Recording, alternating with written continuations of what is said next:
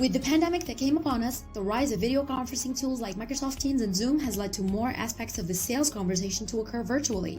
And what began as a crisis reaction has evolved into the new normal. But how normal is the new normal? We're talking about how the strong shift from in-person to virtual selling has transformed B2B sales experience. Virtual sales enablement, new organizations, KPIs, everything is evolving. In the Virtual Selling Podcast, we address these issues in depth twice a week with the experts and leaders of these transformations, heads of sales, sales ops, and sales enablement of the most innovative companies in the field. This podcast is sponsored by SalesDeck.io, the new SaaS platform to make your customer meetings more engaging and better prepared. Find out how you can shorten sales cycles, convert more leads, and increase customer engagement. Virtual selling is here to stay, and so is SalesDeck.io. Hi everybody, I'm very happy to be with Nav Nicholson today. She's Revenue Enablement at Redis. Hi Nav, how are you doing? I'm good, thank you for having me. Yeah, it's a pleasure. Can you tell us first what Redis do? Yeah, so I'll keep it simple as far as what Redis does. Think of Redis as a database. So how we are functioned is basically imagine you being on a Nordstrom's website and you're looking at Nordstrom's website and you add stuff into your cart and you leave. When you come back, your stuff is still in the cart. Why is that? That's something because Redis in the background, another platform that's similar to us, is what's keeping it there. Because if you were using something that wasn't, then your cart will be, it will disappear when you come back. So Redis is used for purposes of that nature. Great, that's very interesting and that's very clear. Thanks a lot. What we will discuss today is the different stack that you are using to enable your sales team, but not only your sales team, also as revenue enablement, you cover more than only sales. Could you first describe what you do and then we will talk about the stacks? Yeah, so a little about me. So my title is Sales Enablement Program Manager. I'm a principal Sales Enablement Program Manager, and I own our entire sales stack. So all the platforms that our AEs and SDRs and customer success uses, I manage those from partially the technical aspect as well as obviously the enablement. So I handle end-to-end, basically the onboarding of platforms and ensuring that they're used properly, ensuring that the workflows are set up in a way that folks can actually use them in the most effective and efficient way. In addition to that, I also own data analysis and ensuring that people are using it, and if there are gaps, how do we fix those gaps and make suggestions on those gaps? And I work very closely with the leaders for each of those teams too. Great. And so could we dig a little bit into the different sales technologies that you use? Yeah, so a little about that. So yes, we have quite a few different platforms, but each platform serves a very specific purpose. So think about our sales tech stack in a way where you start the funnel from prospecting to proposal and also making sure that you're qualifying the opportunity and then moving into more of the deal close stage. And then once it's closed, you're responsible for ensuring that account stays and we get to retain it.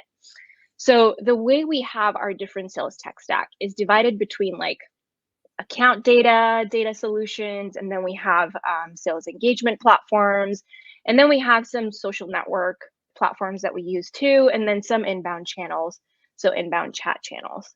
And each one of those categories has its own specific platforms, but the primary ones that are super important for us include platforms like Outreach, LinkedIn Sales Navigator, Zoom Info, HighSpot, and Drift to some extent. So those are some of the 5 more important ones. And obviously we also have conversation intelligence that's critical in today's world, now that we work virtually and everyone is calling into calls remotely.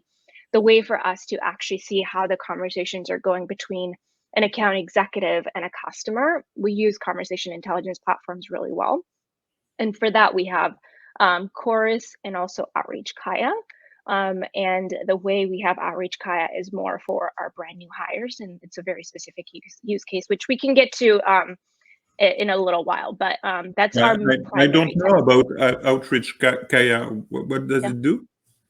Yeah, so it's actually Outreach Kaya is very similar to Chorus to some extent, but it has a little more functionality than what you get from Chorus. Part of the reason why we invested in Outreach Kaya is for our brand new hires. So the way we use it is very specific. I kind of came up with the actual use case is when you have new hires on your team, they don't understand the product, and they sometimes don't know the answers that they might be looking for, or when they're trying to follow up on calls, they may have forgotten to take some notes, or they were too busy taking notes and they weren't able to stay engaged in the conversation. So how Kaya helps them is for a new hire, you need to be on a call and engaged with the contact that you're talking to.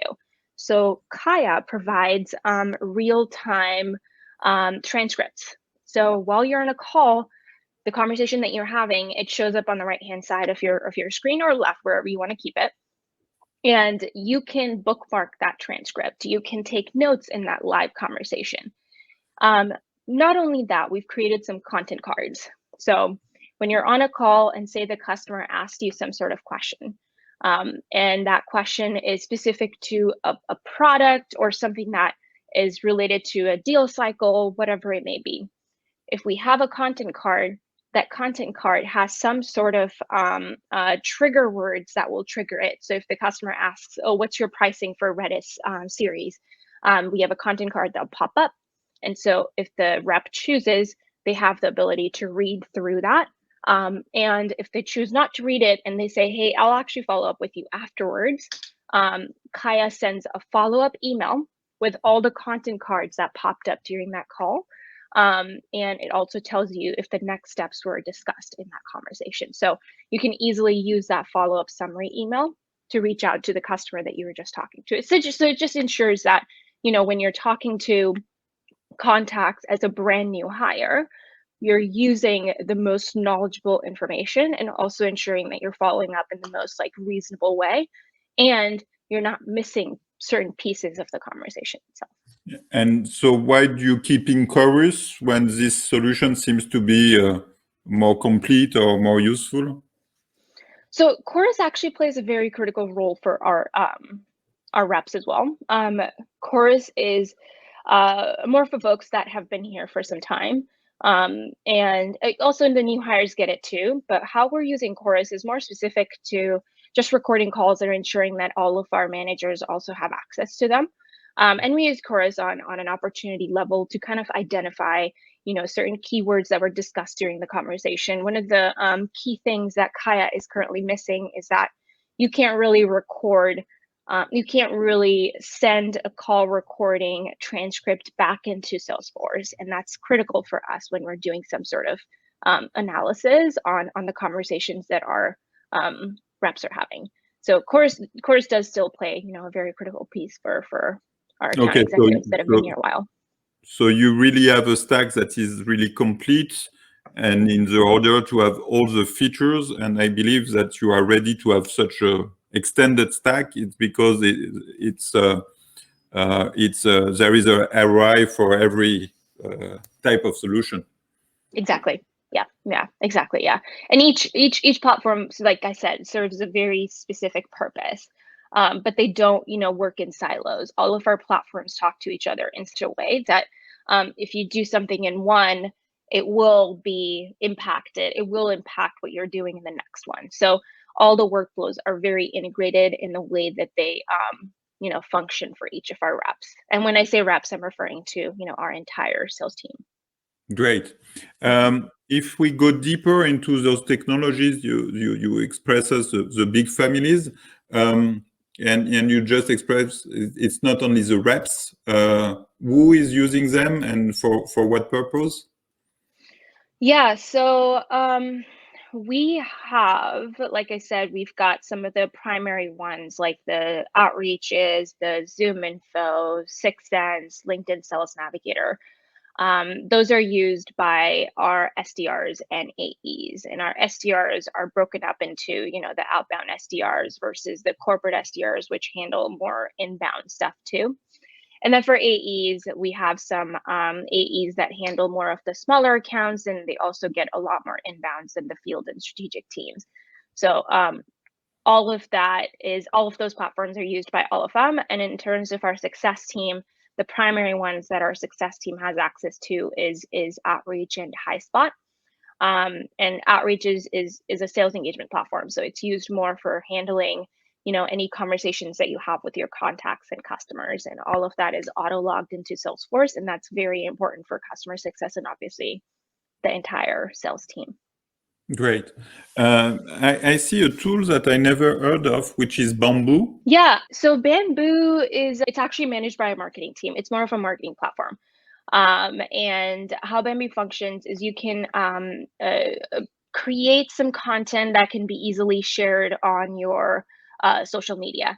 So our SDRs use it here and there whenever we release something or whenever we have new events coming up.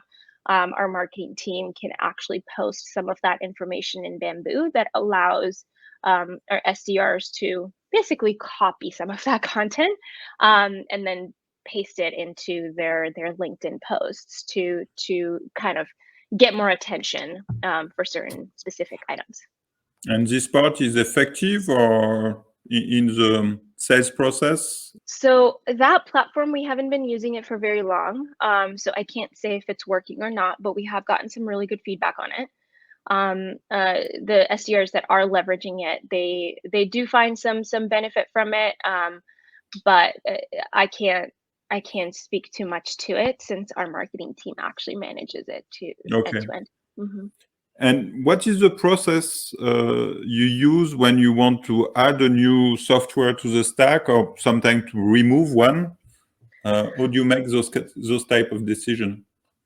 Yeah, so the need depends on the use case. We don't just purchase a platform just because somebody reached out to us. The way that we invest in a brand new platform is if there is a problem that we're trying to solve. And I think that's quite critical when those SDRs or AEs are reaching out to myself or anybody on our teams. It's important for them to highlight the pain that they solve in order for us to be able to have that conversation. So if there's a pain, that's when we look at platforms. And one of the pains that we had, last year was around not being able to get the most accurate and enough information around some of the contacts. And our account data and contact data solution is ZoomInfo. And so at that time, we were starting to question, okay, is ZoomInfo going to serve a purpose for us, especially in EMEA and APAC? And so after multiple conversations, we identified that we actually really do have a pain as far as ZoomInfo's capability to provide us data on some of the EMEA-based and APAC-based contacts. So when we determined that, that's when we actually had some conversations with other tools like Lucia or Sales Intel, and we decided that whichever one resolved the issue for us is the one that we'll invest in.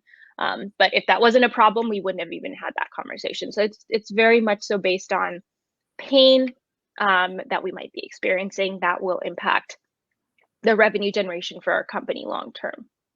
Great. And on the other side, did it happen that you remove a software to replace it by another one, or is it something that happened, or it's more like Chorus and Kaya where you add piece just to fill features? So in my time here, we have not removed any platforms, but if we were to get rid of any, it would be if it's no longer serving a purpose and we found another platform that might be providing us the info that we need, and it's serving a purpose that is what we're wanting to get out of. A lot of the times, because we're very specific to the problems that we're solving and the platforms that we do invest in, we want them because we really need them. It's not just because we're getting them just because somebody's telling us to get them and they're somehow the leader in this space. So our tech stack is, yes, there's a few different platforms, but it's very, very specific to what we're wanting to solve for. So I don't think we'll have an issue where it's oh, this platform is no longer serving a purpose, let's get rid of it. Because replacing a platform, if you think about it, we've integrated it so much into our workflows. Getting rid of it will disrupt so much of what our reps are already doing. So I think buying a platform is usually a lot easier than to getting rid of it. So it's super important that you do your due diligence to identify the problem the platform is solving and how that's going to impact the end goal that we have and the purpose it'll serve for our actual business. And doing that on the front end is quite critical. So we try not to invest in tools that don't serve a purpose for us. Sure. And do you have means to measure the effectiveness and the ROI of each platform? There is some review sometimes you do, or what is the way you measure the effectiveness of it? Yeah, so that's actually a great question. It's something that I have started. If I started actually looking into. There are easier ways to do platform effectiveness and the ROI that you receive from those. But the way we're going about it is more around the actual pipeline that we're generating and how much are we closing using these platforms. And we're weighing all of those based on certain metrics that are important to us. So within each platform, there are in the future going to be certain KPIs that are expected of our sellers to achieve on a quarterly basis. And so if they achieve those KPIs within those platforms is what will determine if that platform is working for us or not, because it's going to impact our revenue numbers in the future. And so we are starting to do the measurement and attribution reportings for all of the different sales tools that we use. And the way we're looking at it from a bigger picture is ensuring that, the process around how these platforms are used needs to be followed A to Z. Because platforms don't serve a purpose unless there is an actual process that's followed across the board. Because if you just have a tool, it's a tool. It doesn't serve us anything unless we have standard processes across the board. And we've invested a lot of time in making sure that our workflows are set up in such a way that folks use them in a manner that's going to produce results. That's great. We are arriving at the end of the podcast. Do you want to add something before we close it? I guess the thing I would say is it's not about the tech stack that you have always. You do want to have platforms that are leaders in this space. But at the end of the day, the leaders in this space are not going to produce results if you don't have a structure around how those platforms are utilized across the board. It's quite important that all companies have people like myself that own these platforms and ensure that folks are using these in a manner that is going to produce the results that they're wanting to get out of. Because at the end of the day, every company cares about growth and efficiency and effectiveness. And to achieve that, the technology plays a very important part, considering we all work remotely, and I don't think that will ever change, even though there are certain, companies that are saying that, oh yeah, we want to go back into the office. I'm sorry, that's not going to happen. We don't live in that kind of world. But the platforms play a very important piece around, ensuring that your teams are functioning in the best way possible. But for them to work, it's important that people who own those tools are actually ensuring that people are using those platforms in a manner that's going to help produce the results. Great. Thanks a lot, Nav. This episode of the Virtual Selling Podcast is over. Thanks for sticking around. Join us twice a week for a new episode with new stories and challenge of giants in the field.